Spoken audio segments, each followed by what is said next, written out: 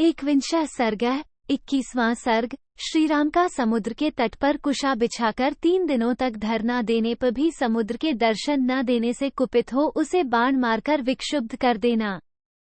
तदनंतर श्री रघुनाथ जी समुद्र के तट पर कुशा बिछा महासागर के समक्ष हाथ जोड़ पूर्वाभिमुख हो वहां लेट गए। 1। उस समय शत्रुसूदन श्रीराम ने सर्प के शरीर की भांति कोमल और वनवास के पहले सोने के बने हुए सुंदर आभूषणों से सदा विभूषित रहने वाली अपनी एक दाहिनी बांह को तकिया बना रखा था। 2। अयोध्या में रहते समय मातृकोटि की अनेक उत्तम नारियां धाएं, मणि और सुवर्ण के बने हुए केयूरों तथा मोती के श्रेष्ठ आभूषणों से विभूषित अपने कर कमलों द्वारा नहलाने धुलाने आदि के समय अनेक बार श्रीराम के उस बांह को सहलाती और दबाती थी। 3। पहले चंदन और अगुरु से उस बांह की सेवा होती थी। प्रातः काल के सूर्य की सी कांति वाले लाल चंदन उसकी शोभा बढ़ाते थे। 4। सीताहरण से पहले शयनकाल में सीता का सिर उस बांह की शोभा बढ़ाता था और श्वेत शैया पर स्थित एवं लाल चंदन से चर्चित हुई वो बांह गंगाजल में निवास करने वाले तक्षक के शरीर की भांति सुशोभित होती थी। 5। तक्षक नाग का रंग लाल माना गया है। देखिए महाभारत आदिपर्व 44। 2-3। युद्धस्थल में जुए के समान वो विशाल भुजा शत्रुओं का शोक बढ़ाने वाली और सुहृदों को दीर्घकाल तक आनंदित करने वाली थी। समुद्र पर्यंत अखंड भूमंडल की रक्षा का भार उनकी उसी भुजा पर प्रतिष्ठित था। 6। बाईं ओर को बारंबार बाण चलाने के कारण प्रत्यंचा के आघात से जिसकी त्वचा पर रगड़ पड़ गई थी, जो विशाल परिग के समान सुदृढ़ एवं बलिष्ठ थी तथा जिसके द्वारा उन्होंने सहस्रों गौम का दान किया था। उस विशाल दाहिनी भुजा का तकिया लगाकर उदारता आदि गुणों से युक्त महाबाहु श्रीराम, आज या तो मैं समुद्र के पार जाऊंगा या मेरे द्वारा समुद्र का संहार होगा, ऐसा निश्चय करके मौन हो मन, वाणी और शरीर को संयम में रखकर महासागर को अनुकूल करने के उद्देश्य से विधिपूर्वक धरना देते हुए उस कुशासन पर सो गए। 7-9। कुश बिछी हुई भूमि पर सोकर नियम से असावधान न होते हुए श्रीराम की वहां 3 रातें व्यतीत हो गईं। इस प्रकार उस समय वहां 3 रात लेटे रहकर नीति के ज्ञाता धर्मवत्सल श्रीरामचंद्र जी सरिताओं के स्वामी समुद्र की उपासना करते रहे, परंतु नियम पूर्वक रहते हुए श्रीराम के द्वारा यथोचित पूजा और सत्कार पाकर भी उस मंदमती महासागर ने उन्हें अपने आधिदैविक रूप का दर्शन नहीं कराया, वो उनके समक्ष प्रकट नहीं हुआ। 11-12। तब अरुण नेत्र प्रांत वाले भगवान श्रीराम समुद्र पर कुपित हो उठे और पास ही खड़े हुए शुभ लक्षण युक्त लक्ष्मण से इस प्रकार बोले। 13। समुद्र को अपने ऊपर बड़ा अहंकार है, जिससे वह स्वयं मेरे सामने प्रकट नहीं हो रहा है।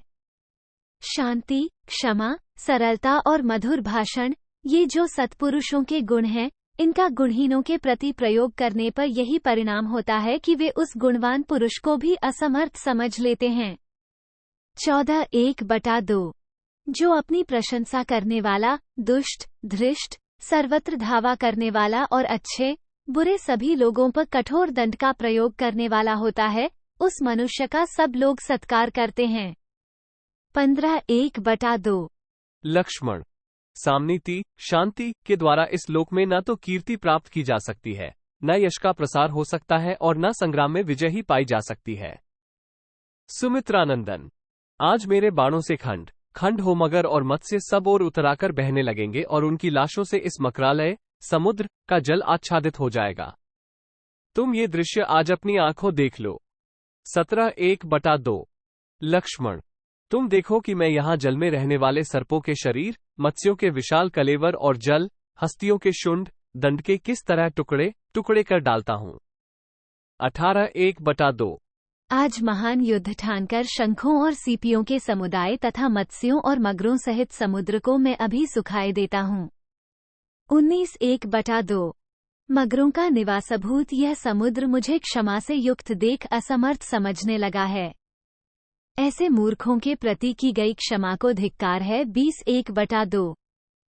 सुमित्रानंदन, सामनीति का आश्रय लेने से ये समुद्र मेरे सामने अपना रूप नहीं प्रकट कर रहा है, इसलिए धनुष तथा विषधर सर्पों के समान भयंकर बाण ले आओ। मैं समुद्र को सुखा डालूंगा, फिर वानर लोग पैदल ही लंकोपुरी को चलें। 21-22। यद्यपि समुद्र को अक्षोभ्य कहा गया है, फिर भी आज कुपित होकर मैं इसे विक्षुब्ध कर दूंगा। इसमें सहस्रों तरंगे उठती रहती हैं, फिर भी यह सदा अपने तट की मर्यादा सीमा में ही रहता है। किंतु अपने बाणों से मारकर मैं इसकी मर्यादा नष्ट कर दूंगा। बड़े बड़े दानवों से भरे हुए इस महासागर में हलचल मचा दूंगा, तूफान ला दूंगा। 23-24 यो कहकर दुर्धर्ष वीर भगवान श्रीराम ने हाथ में धनुष ले लिया। वे क्रोध से आंखें फाड़ कर देखने लगे और प्रलयाग्नि के समान प्रज्वलित हो उठे। 25 उन्होंने अपने भयंकर धनुष को धीरे से दबाकर उस पर प्रत्यंचा चढ़ा दी और उसकी टंकार से सारे जगत को कंपित करते हुए बड़े भयंकर बाण छोड़े, मानो इंद्र ने बहुत से वज्रों का प्रहार किया हो। 26 तेज से प्रज्वलित होते हुए वे महान वेगशाली श्रेष्ठ बाण समुद्र के जल में घुस गए। वहां रहने वाले सर्प भय से थर्रा उठे। 27 मत्स्यों और मगरों सहित महासागर के जल का महान वेग सहसा अत्यंत भयंकर हो गया। वहां तूफान का कोलाहल छा गया। 28 बड़ी बड़ी तरंग मालाओं से सारा समुद्र व्याप्त हो उठा। शंख और सीपियां पानी के ऊपर छा गईं। वहां धुआं उठने लगा और सारे महासागर में सहसा बड़ी बड़ी लहरें चक्कर काटने लगी। 29 चमकीले फन और दीप्तिशाली नेत्रों वाले सर्प व्यथित हो उठे तथा पाताल में रहने वाले महापराक्रमी दानव भी व्याकुल हो गए। 30 सिंधुराज की सहस्रों लहरें जो विंध्याचल और मंदराचल के समान विशाल एवं विस्तृत थीं, नाकों और मकरों को साथ लिए ऊपर को उठने लगी। 31 सागर की उत्ताल तरंग मालाएं झूमने और चक्कर काटने लगीं। वहां निवास करने वाले नाग और राक्षस घबरा गए। बड़े बड़े ग्राह ऊपर को उछलने लगे तथा वरुण के निवासभूत उस समुद्र में सब ओर भारी कोलाहल मच गया। 32 तदनंतर श्री रघुनाथ जी रोष से लंबी सांस लेते हुए अपने भयंकर वेगशाली अनुपम धनुष को पुनः खींचने लगे। ये देख सुमित्रा कुमार लक्ष्मण उछलकर उनके पास जा पहुंचे और बस बस अब नहीं ऐसा कहते हुए उन्होंने उनका धनुष पकड़ लिया। 33 फिर वे बोले, भैया आप वीर शिरोमणि हैं, इस समुद्र को नष्ट किए बिना भी आपका कार्य संपन्न हो जाएगा। आप जैसे महापुरुष क्रोध के अधीन नहीं होते हैं। अब आप सुदीर्घ काल तक उपयोग में लाए जाने वाले किसी अच्छे उपाय पर दृष्टि डालें, कोई दूसरी उत्तम युक्ति सोचें। 34 इसी समय अंतरिक्ष में अव्यक्त रूप से स्थित महर्षियों और देवर्षियों ने भी हाय ये तो बड़े कष्ट की बात है, ऐसा कहते हुए अब नहीं कहकर बड़े जोर से कोलाहल किया। 35 इत्यार्षे श्रीमद् रामायणे वाल्मीकि आदिकाव्ये युद्धकांडे 21 सर्गः 21। इस प्रकार श्री वाल्मीकि निर्मित आर्ष रामायण आदिकाव्य के युद्धकांड में 21वां सर्ग पूरा हुआ। 21